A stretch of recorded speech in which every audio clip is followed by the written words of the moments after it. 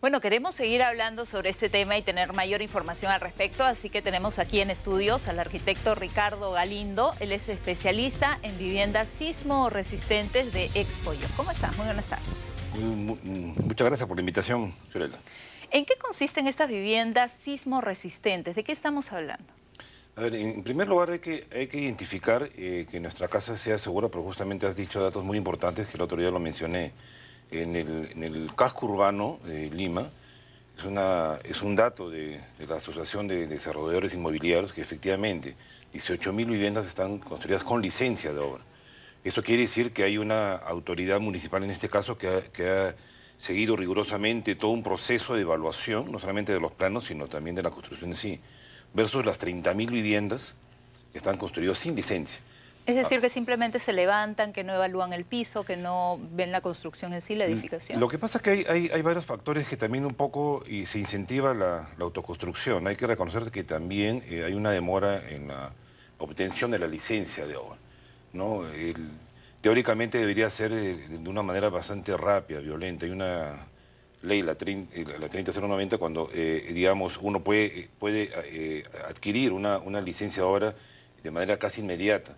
Pero hubo bastantes, digamos, quejas al respecto porque tampoco no es que ya uno presente un expediente y al día siguiente puede recibir su licencia. Tiene que haber por lo menos un proceso de evaluación, ¿ok? Entonces, si estamos hablando de la autoconstrucción, incentivada de repente por el exceso de tiempo que se demora el municipio, entonces el Estado tiene que tomar cartas en el asunto y acortar esos tiempos, ¿no? Las comisiones calificadoras de proyectos deben de acortar sus tiempos de evaluación para no desalentar justamente el tema de obtener formalmente una licencia de obra. ¿El problema es de trabas o es de dinero? ¿Es caro conseguir la licencia? No, en verdad no es caro, sino quizás es un poco de la burocracia, que lamentablemente en algunos municipios, no en todos, existe. Eso hay que eliminarlo de cajón. Hay una serie de formatos que tienen otros países que también podemos tomarlo como ejemplo, ¿no? Alguna vez se habló a nivel de colegio de arquitectos y de ingenieros también, que de repente los mismos colegios sean los que evalúen los proyectos de construcción, para un poco aligerar la carga que tiene el municipio, porque entendemos pues que el municipio de repente no tiene mucho presupuesto, ¿no?, para poder aliviar todo con prontitud la obtención de las licencias de obra. Entonces, una manera muy práctica y sencilla, ¿no?, sin ser muy acucioso, que los colegios también apoyen por ese lado. Sería, digamos, uno de los tantos métodos, ¿no? Hay diferentes opciones también, ¿no? No es la única. Ahora, ¿qué garantía me da el tener una licencia de obra? ¿Qué significa esto? A ver, yo obtengo una licencia de obra. Para tener una licencia de obra debo haber presentado diferentes planos de especialidades. El primero de arquitectura, luego de estructuras, instalaciones sanitarias y eléctricas. Lo evalúa una comisión calificadora de proyectos en el municipio.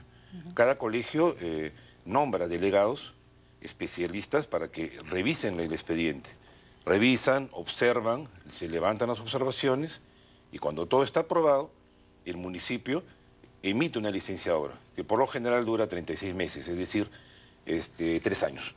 ¿Ok? Entonces es el tiempo prudente que uno puede tener para poder, digamos, construir su vivienda. Ahora, el proceso no acaba ahí. Es interesante el tema porque, ya, ok, yo empiezo a construir mi casa, un casco habitable, y de repente ya estoy viviendo. Pero cuando yo acabo la obra, cuando termino la obra formalmente, el proceso acaba con lo que se denomina conformidad de obra. Tengo que llamar al municipio para que venga y evalúe si lo que yo construí fue correctamente construido. Entonces ahí también hay un vacío. Hay que fomentar más ese conocimiento, porque mucha gente no lo hace por ignorancia, por falta de conocimiento. Entonces ahí estamos mal. Entonces la conformidad de obra es más, es un certificado, una constancia que da el municipio, que evalúa y revisa. Tu casa está bien construida en estos aspectos, pero falta de repente aquí, allá, por favor corrígelos.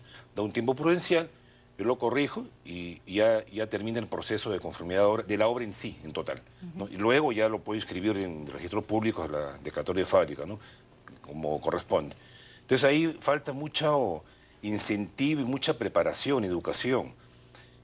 Un medio, y los felicito, es esta entrevista, porque de alguna manera estamos difundiendo al público que no estrictamente debe ser experto en construcción, sino cualquier vecino, ¿no?, que pueda querer construir su casa porque muchas veces no es un gasto, sino es una inversión de toda su vida. Claro. Y caray, hay que pensarlo pues bien, ¿no? Ahora, ¿qué pasó, por ejemplo, en Pisco? Porque todas estas casas se vinieron abajo. En Chile ocurren terremotos similares y las viviendas no se caen como hemos visto en Pisco. A ver, existe un tema muy importante. Cuando existe un desastre, existen 4 puntos en la gestión de desastre para poder recuperarse. Primero es la respuesta, ¿no? El gobierno actúa directamente ante la emergencia. Luego viene la recuperación. En la recuperación debe haber un planeamiento urbano que entienda ser un planeamiento urbano que nosotros tenemos que identificarnos en el entorno. Somos parte de un entorno. Hay fenómenos naturales que son normales. La dinámica de la naturaleza es normal. Lo que pasa es que esa normalidad nosotros lo vemos como un desastre. ¿Por qué? Porque nosotros no nos insertamos en el entorno. En este caso debe haber una buena calidad de construcción específicamente. Luego viene la mitigación. Es el tercer punto de una gestión de desastres. ¿Qué significa mitigación? Que en este caso el gobierno central debe de tener normas muy específicas, leyes muy específicas a mediano y largo plazo para poder reconstruir lo construido. O en todo caso yo llamaría mejor remodelación, no reconstruir, porque muchas veces se reconstruye la misma vulnerabilidad. Claro. Un ejemplo, Se parcha, digamos. un ejemplo para hablar del tema de Pisco. El Pisco ha crecido definitivamente que sí, porque estamos hablando del 2007, tenían aproximadamente 127.000 habitantes, ahora tienen 136.000, ha crecido. El alcalde está mencionando que efectivamente había una reconstrucción del 90%, pero él mismo también ha reconocido que se ha crecido desordenadamente, porque no hay planificación urbana. Claro. Entonces, tienen que insertarse varios sectores gubernamentales, autoridades específicas del medio, todas relacionadas para poder en común llevar ese planeamiento urbano. Si no lo llevamos, va a haber un crecimiento desastroso. Hace poco, Hernando Taravera, el presidente del IGP, mencionó algo que es completamente correcto. Los terremotos en verdad no causan las muertes. No. Lo que causa la muerte es la mala construcción. Claro, que se le cae encima a uno. Así es simple, porque si yo, digamos, acá estoy en este local, que tiene vigas de concreto, está bien construido, entonces si viene un terremoto, es grado 7 o 7,9, Dios no lo quiera, ¿no?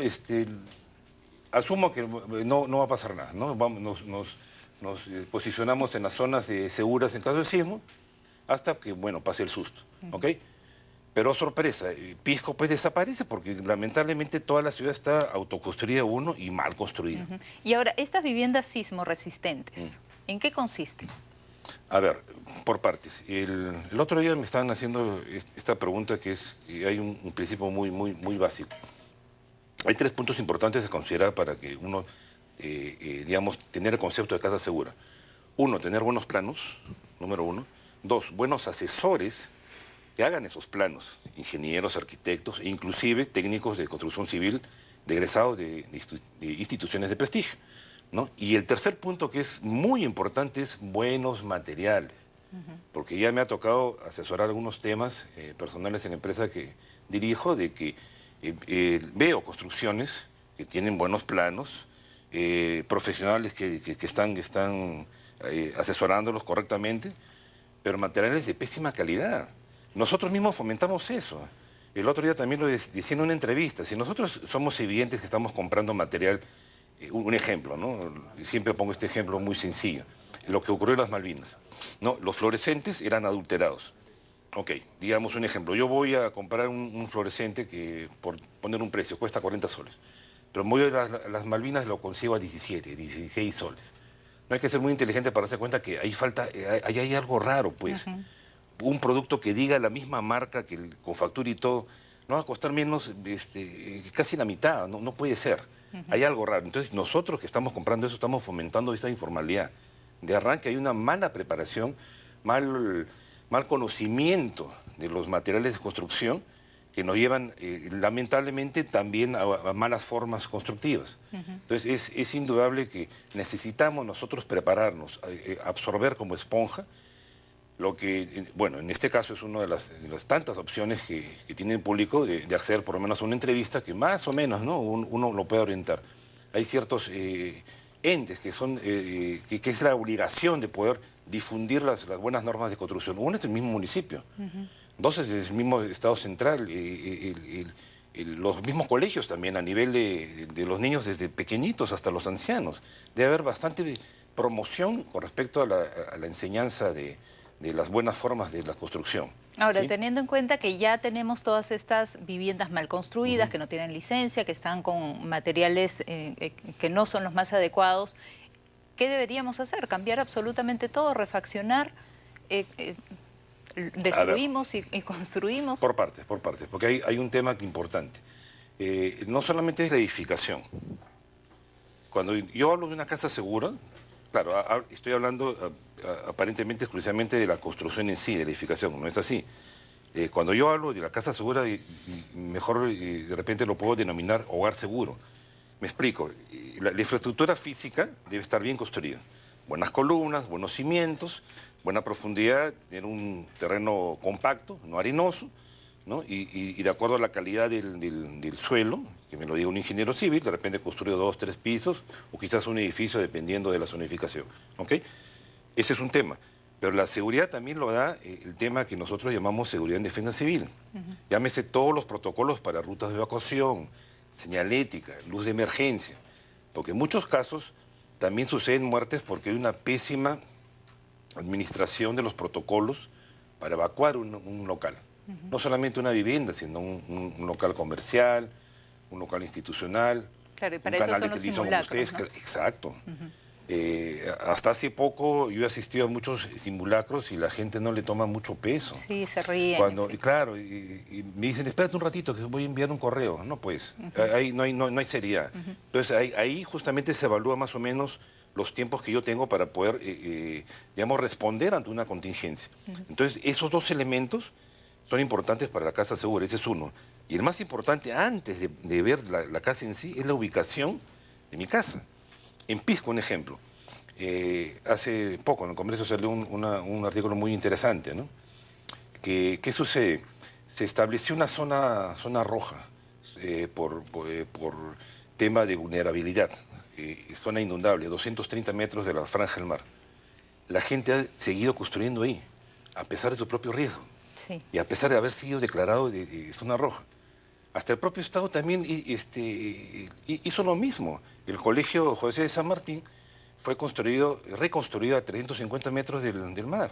Fue inaugurado con bombos y platillos en octubre del 2010 y caramba, es una zona vulnerable. El mismo director lo comenta, es una zona bastante húmeda, entonces eso contribuye a una mala construcción. Claro, un llamado de atención para todos. Así es. Bien, muchísimas gracias por haber venido. Era Ricardo Galindo, él es arquitecto, especialista en viviendas sismo resistentes.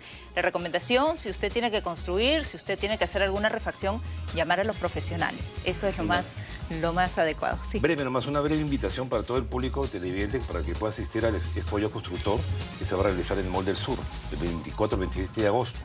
Es una buena oportunidad para poder absorber como esponja todas las enseñanzas de las buenas formas de construcción. Bien, muchísimas gracias.